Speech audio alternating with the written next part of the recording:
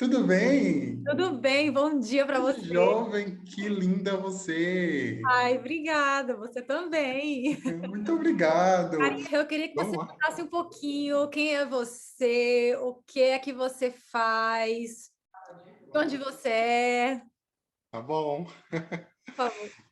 Então, eu sou Denis Batista, moro e nasci em Salvador, uma cidade do estado da Bahia, da região nordeste do Brasil. Tenho 26 anos. Sou formado em fonoaudiologia, estou me especializando em fisiologia do exercício aplicada à clínica pela Universidade Federal de São Paulo, do campus da Baixada Santista.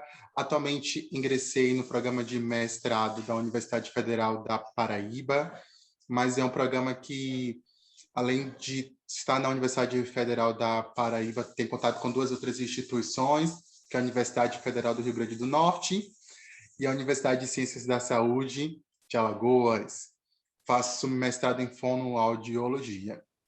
Além disso, estou fazendo aprimoramento em fluência da fala, que é a área que estuda a gagueira aqui no Brasil, entendendo que, por mais que eu estude muito, a gente ainda não sabe nada. Então, eu tenho sempre esse compromisso de me atualizar sempre.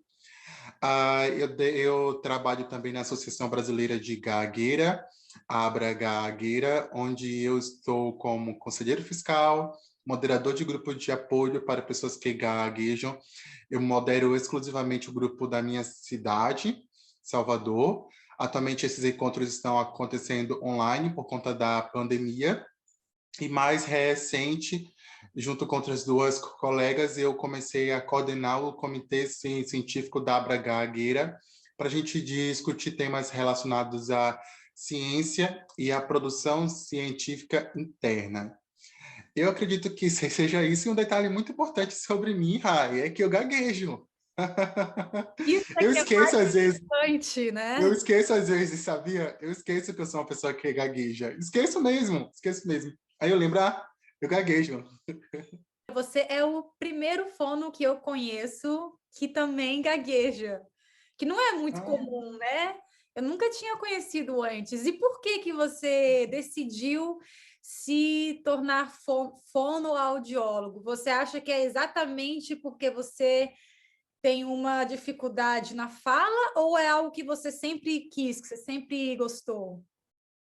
então, antes de responder essa sua pergunta, eu preciso comentar que, assim, no Brasil, não é comum ter fonoaudiólogos que são pessoas que gaguejam.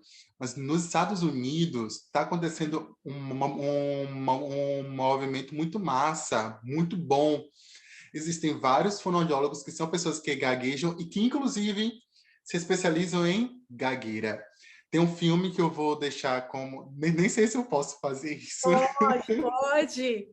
Vou indicar um. Eles chamam de filme, mas tem mais o perfil de documentário, que é Renai Stunter. No Brasil se chama Quando Eu Gaguejo. É um filme que conta vários relatos de pessoas que gaguejam. E por vários trechos do filme existem fonoaudiólogos tratando essas pessoas que gaguejam. E os fonoaudiólogos são também pessoas que gaguejam. É interessantíssimo, é emocionante demais, vale muito a pena. Por que que eu fui para fonoaudiologia? Não foi pela gagueira. Ah, Desde criança, eu gostava muito de cantar na igreja. Hoje eu não canto mais, hoje eu faço parte de uma outra comunidade, mas hoje eu não tenho saúde mental para cantar em igreja. Depois eu explico sobre isso.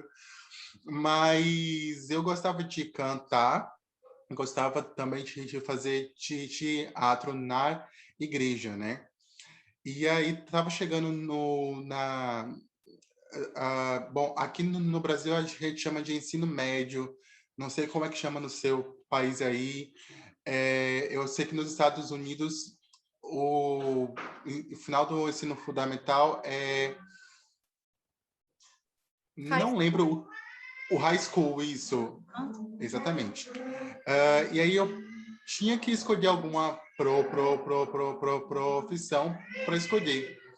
Eu não conseguia ver amor em nada, não pensava assim.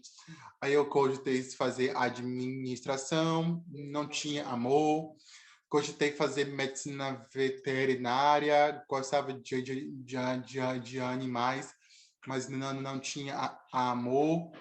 De repente, eu vi que tinha uma profissão que cuidava da voz de cantores, porque eu vi que tinha uma profissional que cuidava da voz de uma cantora que eu gosto muito, que é a Aline Barros, que é a minha cantora favorita. Gosto demais, demais. Conheço todas as músicas, todas, todas. Ela tem uma voz linda, né? Mesmo depois que ela teve aquele pequeno problema, né?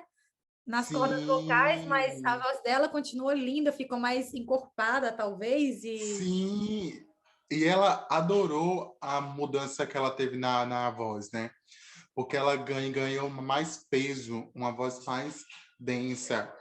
E aí eu descobri que tinha uma profissional que cuidava da voz dela e eu disse assim, meu Deus, é isso que eu quero. Eu quero cuidar das vozes de cantores e de repente melhorar a minha voz. Então fui para essa área pensando no canto. Já entrei na Fono querendo trabalhar com cantores, trabalho preparando cantores. Estou feliz demais. Eu não acreditava que eu era um gago. Eu acreditava que eu tinha uma fala que gaguejava uma vez ou outra, mas que em algum momento isso ia passar. Era isso que eu acreditava. Então, eu fui para a Fono, aí na Fono eu tive que enfrentar com essas minhas verdades. No primeiro semestre, no primeiro ano, eu escondia ao máximo que eu gaguejava, eu conseguia camuflar bem, mas tinha apresentações orais. E aí, no meio de uma apresentação oral, uma professora da área da Fono percebeu que eu gaguejava e no final ela chegou assim e disse: Você gagueja, né? Aí eu acho que não, às vezes, talvez sim, não sei. Aí ela foi muito empática. Olha, aqui a gente tem uma professora que é da área, inclusive tem atendimento gratuito aqui na nossa instituição. Conversa com ela para ver se você não consegue atendimento lá. Eu fui? Não fui. Com medo? Sim. Com vergonha? Também. Não queria. Não queria, não queria. O tempo foi passando. Eu estudei numa faculdade privada, então ela tinha custos altos. O que é que eu fui fazer? Fui trabalhar. Onde é que eu fui trabalhar, Rai? nem ideia. Imagina, Não, numa central de telemarketing, não. com call center, falando muito. Imagine, imagine lá, uma pessoa que gagueja atendendo. Eu era atendente da Oi, né? Fui atendente da Oi durante um ano. Atendi, mas era muito mais fácil para mim. Como eu era de vendas, o que é que eu fazia? Quando eu sentava na minha posição, eu encarnava um personagem, uma pessoa mais simpática, mais extrovertida, que tinha interesse em conhecer o cliente, mesmo não tendo, mas fingia ter interesse em conhecer o cliente. Isso funcionava. Eu ficava comunicativo pra caramba, desfluía muito pouco e era um dos melhores atendentes. Batia muito meta. Só que eu não consegui ficar atendendo por muito tempo. Eu queria mais, eu queria aprender mais, eu queria me arriscar mais. Depois de um ano, eu tentei ser promovido para supervisor de operações de telemarketing. Daí eu saí da Oi, fui ser supervisor de equipe de teleatendimento da Claro. Aí era saque, não era venda, era apenas serviço de atendimento ao cliente. Era muito tenso, era muito estressante. Nenhum cliente ligava assim: Oi, adoro a Claro, vocês são a melhor, vocês é a melhor operadora do Brasil, a internet está muito boa. Ninguém ligava assim. Os clientes já ligavam assim: odeio vocês, a internet não funciona, nada funciona, quero ir embora, tchau. Então, era um nível de estresse muito alto. E esse, com certeza, foi o pior momento da minha fluência. Eu gaguejava todos os dias. Falar era muito cansativo. Então, voltando para a faculdade, foi um período onde começou os estágios, onde que eu tinha que atender algumas crianças. Então, foi que uma outra professora sentou comigo, falou assim: eu não me importo que você gagueje, eu acho, inclusive, muito bom isso, mas você vai atender pais e mães que podem se importar com isso. Então, eu gostaria que você me dissesse, você tem convênio? Na época, eu tinha. Ela pediu para que eu fizesse uma lista de fonoaudiólogos que atendesse gagueira.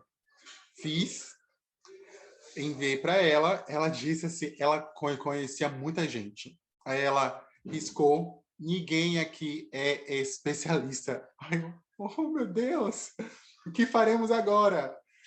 Aí ela me indicou essa professora que ensinava lá, que a outra professora tinha me indicado também, pediu para que eu entrasse em contato com ela, visse a possibilidade de ser atendido na faculdade ou, de repente, particular.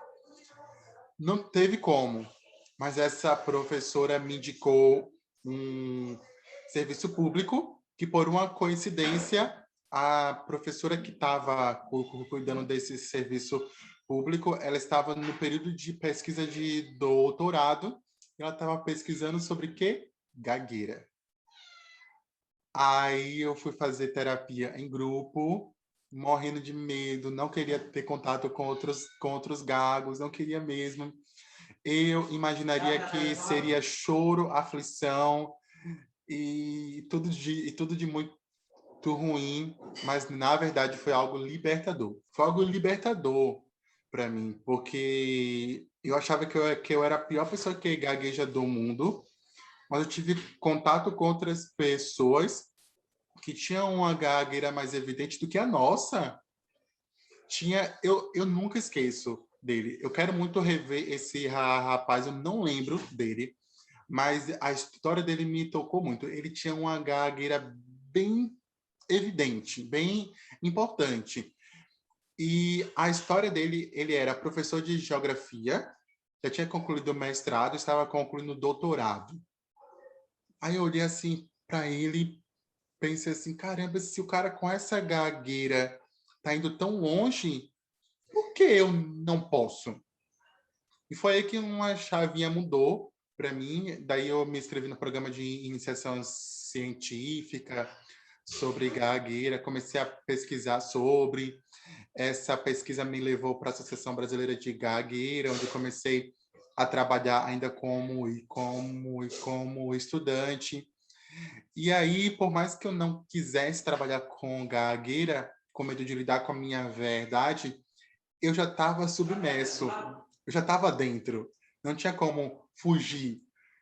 Era o que Deus tinha preparado para minha vida. Perdão para quem não acredita em Deus, mas eu não acredito que nada é por acaso. E eu comecei a entender por que eu nasci com gagueira, qual era o meu foco aqui. Então, para mim, isso está muito claro. Foi aí que eu decidi trabalhar com gagueira, mesmo inicialmente não querendo trabalhar. Então, hoje eu atendo pessoas que gaguejam como fonoaudiólogo e hoje eu me defino também como militante em prol das pessoas que gaguejam aqui no Brasil. Não, mas olha que história incrível assim, e como que é importante às vezes a gente parar para ver o outro e perceber que o nosso problema às vezes não é tão grande quanto a gente pensa, sabe? É muito bacana como que você nunca deixou que a sua dificuldade na fala te parasse, né? E caramba, você se tornar um fonoaudiólogo é o maior exemplo disso, né? Porque muita gente que é gago talvez tenha esse mesmo sonho que você, mas acha que é impossível, não tem coragem. Isso é muito interessante do que você está comentando sobre, porque às vezes estamos tão focados nos nossos problemas que a gente não percebe que existem pessoas que estão com problemas talvez muito maiores do que o nosso. Ainda eu consegui me formar em fono, porque tem pessoas que não conseguem nem trabalhar. A gagueira limita muito. Tem pessoas que não conseguem nem escolher um curso de graduação porque tem medo de ter que lidar com o público, de ter que lidar com atividades orais. É difícil mesmo. Eu tenho um contato com essas pessoas na clínica. Então, são histórias que a gente pensa assim, não existe. Existe. Tem uma pessoa que eu atendo, por exemplo, que ela não conversa. Quem conversa por ela é a mãe dela. Então, você imagina você abrir mão da sua comunicação moral, deixar que uma outra pessoa responda por você. Então, isso é muito forte. Foi aí que eu comecei a ter consciência de que eu estou num lugar privilegiado, querendo ou não. Se eu conseguir chegar até aqui, eu estou num lugar privilegiado que muitos não estão, né? Nós estamos. Assim, lutamos muito para chegarmos onde chegamos hoje, sem dúvida, não desmerecendo a nossa história, mas hoje o tanto que lutamos e o tanto que vencemos faz com que a gente enxergue a gagueira de uma outra forma. Mas tem pessoas que a gagueira é igual aquele bicho-papão debaixo da cama. Não vou olhar para debaixo da cama porque tem alguém lá. Por mais que a mídia, a, a cinematografia apresente a gagueira de uma forma divertida, ou às vezes é apenas uma insegurança, mas a gente vive todo um drama. Quantas vezes a gente quis dizer algo, mas por conta da gagueira a gente desistiu? Quantas das vezes a gente queria falar uma palavra, mas por conta da gagueira a gente teve que trocar por outra? É cansativo falar. Para quem gagueja, é cansativo falar. E a gagueira, ela não está presente apenas quando a gente fala gaguejando. A gagueira, ela acontece antes, aqui. Antes que a gagueira aconteça, a gente já está pensando em como evitar ela. Então, assim, pensa você viver o dia inteiro nesse ciclo. É cansativo. Quando eu passo o dia, por exemplo, quando eu vou dar uma aula, ou quando eu passo o dia no consultório, que eu tenho uma agenda mais extensa, eu chego em casa mentalmente cansado. A sensação que eu tenho é essa. Você, como fono, o que que você acredita ser o maior mito sobre a gagueira? Aquilo que as pessoas acham, mas que não é verdade? Olha, eu acredito que essa resposta depende muito de quem está assistindo e qual país essa pessoa está localizado. Mas esse Rai, que existe que na verdade os mitos são muito transculturais. O que é mito no Brasil parece que é mito no México, parece que é mito na Colômbia, parece que é mito nos Estados Unidos. É, é onde eu estou tendo contato com outras pessoas que gaguejam. A gente está conversando sobre. No Brasil, eu vou conversar mais sobre a minha experiência no Brasil. É exatamente isso aí. As pessoas não sabem o que é gagueira.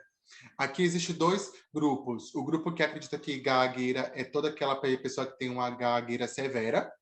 Existe um grupo que qualquer problema na fala é gagueira, né? Os dois são problemas seríssimos. Por quê? Se uma criança ela gagueja na infância e quem escuta só considera a gagueira severa, essa criança ela não vai ter uma intervenção precoce e aí as chances dela levar a gagueira para o resto da vida é muito grande. Tem vários estudos que comprovam que a intervenção precoce elas reduzem ou elimina um pouco completo as falas gaguejadas quando a criança recebe essa intervenção no momento certo. Mas aí também a gente tem um outro grupo que acha que tudo é gagueira, né? E aí pode ocorrer o seguinte: se essa pessoa procurar um fonoaudiólogo especialista em gagueira, ótimo. Assim, antes pecar pelo exagero do que pecar pela falta. Mas nem sempre isso ocorre. Às vezes ele vai para um outro profissional que não sabe lidar com isso. E é preciso ter uma investigação muito bem estruturada para entender que é gagueira ou que não é gagueira, para encaminhar para um profissional específico ou fazer um tratamento específico. No Brasil, nós estamos vivendo um período que eu acredito que é o início de uma revolução, que é um início de uma revolução social, que é de pessoas que gaguejam, assim como você, começarem a se posicionar.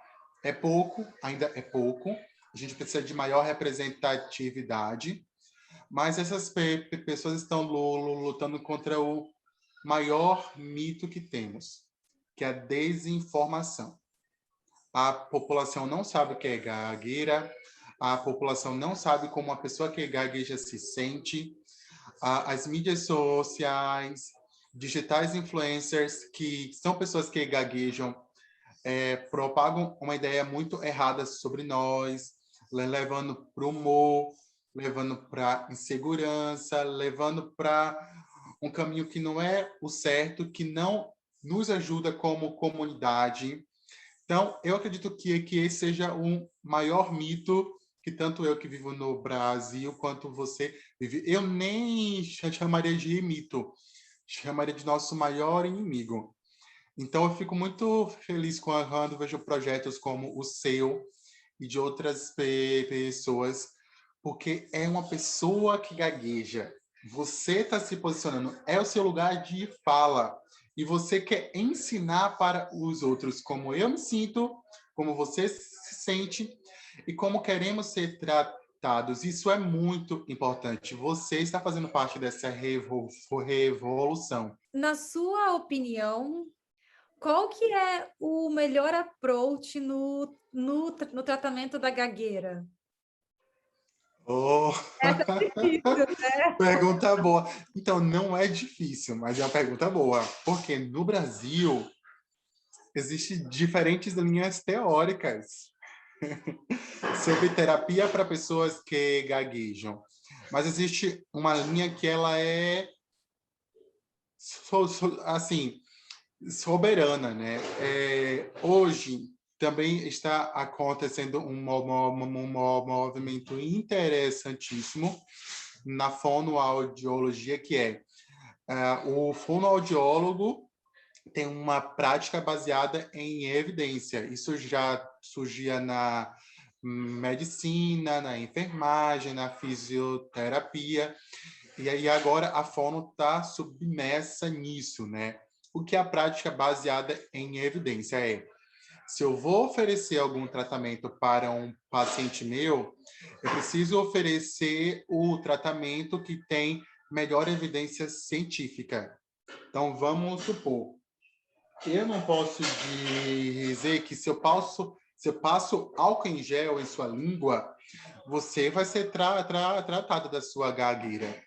Para eu comprovar minha hipótese, eu preciso, primeiramente, para comprovar minha hipótese, eu preciso formular minha hipótese com base em estudos anteriores, para formular uma hipótese, e para prová-la, eu preciso fazer um estudo de alta evidência científica para comprovar se ela está certa ou errada. Quando eu falo alta evidência científica, é um estudo extremamente rigoroso, que tem etapas muito rigorosas, rígidas.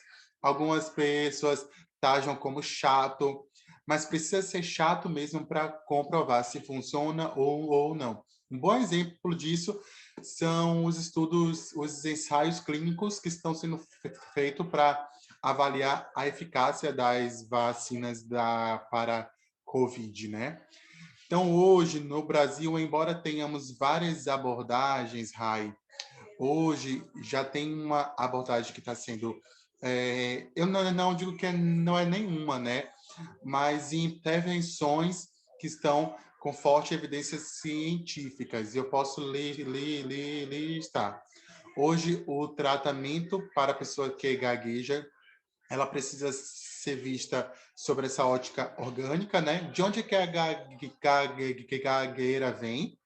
A gente também precisa avaliar com base na CIF, que é o Índice de Funcionalidade Internacional, que é o quanto essa gagueira impacta na vida da pessoa que gagueja.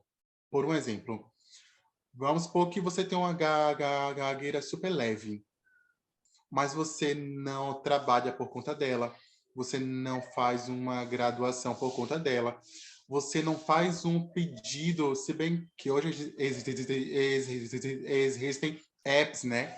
Mas alguns anos atrás, você tinha que ligar, né? Então, tem pessoas que não falam no telefone por conta disso. Então, não é só pensar em vou fazer exercícios para voz, para fala, para língua, para bochecha, para músculo. Eu preciso tornar essa pessoa funcional. Eu preciso que o impacto da gagueira na vida dessa pessoa seja o mínimo. Ela gaguejando gravemente ou ela gaguejando pouco. Então, as intervenções que têm tido maior destaque científico, em resumo, são aquelas que trabalha a fluência da fala, mas também trabalha esses aspectos psicossociais que a gagueira acaba trazendo para o indivíduo. Inclusive, hoje não se fala mais apenas em terapia fonoaudiológica para pessoas que gaguejam. Já existem evidências que comprovam que o psicólogo é especialista em terapia cognitivo-comportamental, tem ótimos acréscimos para a pessoa que gagueja, pensando nos impactos psicológicos que a gagueira traz ao longo da vida. Não que os impactos psicológicos são causa, a gagueira acaba trazendo eles, né? Então, é muito importante esse auxílio psicológico, o auxílio psiquiátrico, inclusive para entender se deve ser prescrito ou não alguns medicamentos que ainda não está validado, mas existem alguns medicamentos que estão sendo estudados. Se precisarem serem prescritos para pessoas que gaguejam, claro que sempre associado com terapia para fala. Então, já existem muitas intervenções avançando, né? E é esse modelo que a literatura atual tem conversado. Pensar em trabalhar a fala, mas pensar também em trabalhar o indivíduo, a pessoa, o impacto da gagueira e reduzi-la. Isso também eu acho que é super importante, porque quem é gago acaba, querendo ou não, assim, afetando a parte psicológica também, né? Ter esse trabalho em conjunto é super importante. Sim. E, assim, pelos grupos do Facebook de quem é gago, que eu faço parte, eu percebo que algumas pessoas que são gagas, elas têm um pouco de dúvida acerca da eficácia da fonoaudiologia para quem é gago.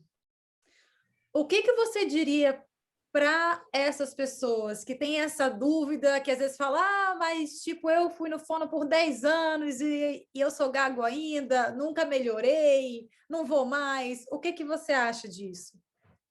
Pergunta boa, pergunta boa.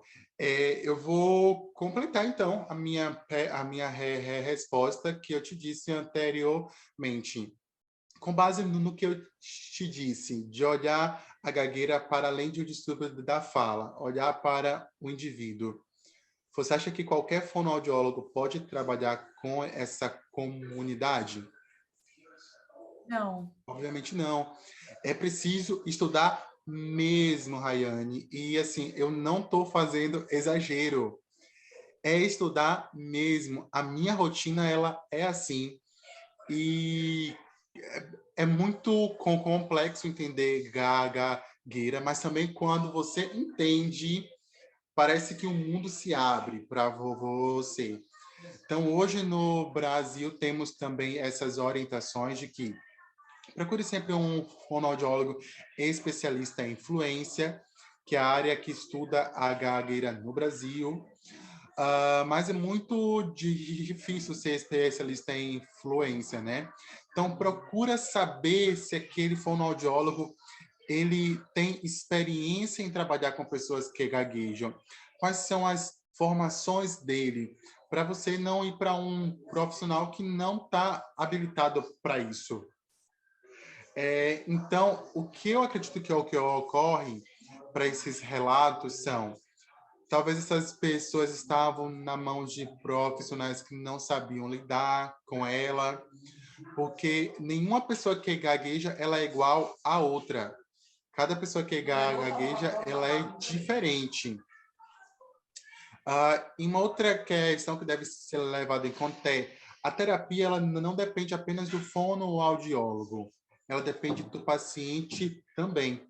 Por um exemplo, você já ouviu falar sobre o modelo transteórico para mudança? Não. Ele surgiu, eu acredito que da psicologia ou da psiquiatria, eu posso confirmar contigo mais para frente, mas esse modelo surgiu mais pensando no tratamento com pessoas viciadas em álcool e em drogas, né? Então, pensando nos estágios de prontidão para mudança que essas pessoas estavam. Depois foi evoluindo e acabou que ele foi disseminado na área da saúde, inclusive na área da fono. Na área da gagueira, eu nunca vi algum estudo sobre, mas eu gosto sempre de considerar essa teoria para pensar em qual estágio meu paciente está. Ele contempla alguns estágios, que é o pré-contemplação, onde eu tenho um problema, eu sei que é um problema para mim, mas eu não consigo enxergar que eu preciso procurar alguém para me ajudar com isso. Tem um outro estágio, que é o estágio de contemplação. Eu entendo que eu tenho um problema, eu entendo que preciso procurar alguém para me ajudar, mas eu estou cogitando isso a longo prazo. Talvez eu vá para a academia ano que vem, em 2022, eu vou viver uma vida mais fitness, uma vida mais saudável. Daí vem o terceiro estágio, que é o estágio de ação, onde você procura alguém para te ajudar. É um estágio em que, para implantar novos hábitos, você precisa de alguém que te auxilie. Pode ter recaídas, mas você vai precisar de um auxílio de alguém para implementar esses novos comportamentos em sua vida. O próximo estágio é o estágio de manutenção, onde você já compreende o problema, a necessidade de novos hábitos e você já se esforça para implantar esses hábitos em sua vida. E, por fim, é o término. O término é o sonho de todo terapeuta, de todo paciente que é. Os novos hábitos já estão tão naturais em sua vida que você nem se esforça para cumpri-los. É natural, já está com você, já faz parte da sua vida. Então, existe o papel do terapeuta, que é se capacitar, que é ser empático, que é acolher, que é avaliar muito bem e oferecer o melhor tratamento possível e entender em qual estágio esse paciente está e o que pode ser feito para ajudá-lo. Mas também tem o papel do paciente em ser honesto com seu terapeuta, oferecer feedbacks de propostas que não estão funcionando com ele e ser o mais aberto possível. Olha, Fono, não estou conseguindo fazer as atividades que você está me propondo em casa. Tem uma outra rota, Fono, eu estou achando que a nossa terapia não está funcionando tão bem assim. Então, esse feedback é importante para os pacientes também. Então, eu acredito que é uma via de mão dupla, Rai. eu acredito que os fonoaudiólogos precisam se qualificar mais e os pacientes precisam ser mais honestos com seus fonoaudiólogos também. Eu acredito que por isso que talvez esses casos não funcionem ou tenha relatos assim. Porque, só mais um acréscimo, porque quando você me diz, eu passei 10 anos em um fono, 10, 4, 5 anos em uma fono, e eu não vi nada, para mim nada é nada. E nada é muito forte. Como é que você passa 10 anos? O que que você fazia lá? Com a minha fono, eu passei um pouquinho menos de 6 meses, e ela fez a minha mente explodir. Eu não conseguia entrar no ônibus da Bom Dia. Para mim era um grande trauma. Todas as vezes que eu entrava no ônibus, que eu tentava dar bom dia, não saía. Saía olá, oi, e aí? Mas bom dia ficava preso. Não conseguia. E ela me encorajou para isso. Às vezes eu não consigo, mas é muito mais raro. Mas hoje eu consigo.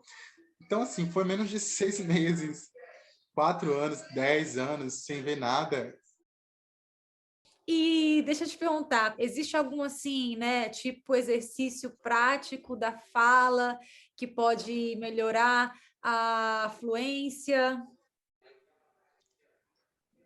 Nossa, me fizeram essa pergunta anteontem. Ah, então, que De bom, porque novo. assim você está com ela fresca na mente. Tá, não, não tá. Porque eu refleti muito. Como eu te disse, não existe uma pessoa que gagueja que é igual à outra. Então, pode existir uma técnica que funcione para mim, mas pode existir uma técnica que funcione mais para você. Existem inúmeras técnicas e muitas das vezes é um processo de avaliação do fono que vai dizer qual é a melhor e um processo da avaliação pessoal do paciente, do quanto que ele se sente confortável com a técnica. Mas eu acredito que o melhor conselho que eu posso dar é conheça outras pessoas que gaguejam. Comece a participar de eventos para pessoas que gaguejam, porque isso vai te dar mais aceitação, melhorar a sua estima, vai mudar a sua qualidade de vida. Então, se envolver em eventos com pessoas que gaguejam vai abrir a sua mente e vai silenciar muitas vozes que oprimem as pessoas que gaguejam, né? E, por fim, fale. Não tenha medo. Gaguejando ou não, fale. Quando a gente começa a ter coragem para falar, a gente começa a romper com esse estigma de que quem gagueja não pode falar. Ou então de que quem é gago assim é tímido, né? São pessoas introvertidas, tímidas. Às vezes a pessoa tem uma personalidade super para fora, né? Extrovertida, mas se segura, parece ser tímido para quem não conhece, para quem está de fora. E às vezes ela está se sentindo sufocada porque não é ela. Ela sabe que aquilo ali não é ela, que ela quer falar, que ela quer fazer piada, contar história. Mas aí ela fica ali se segurando, né?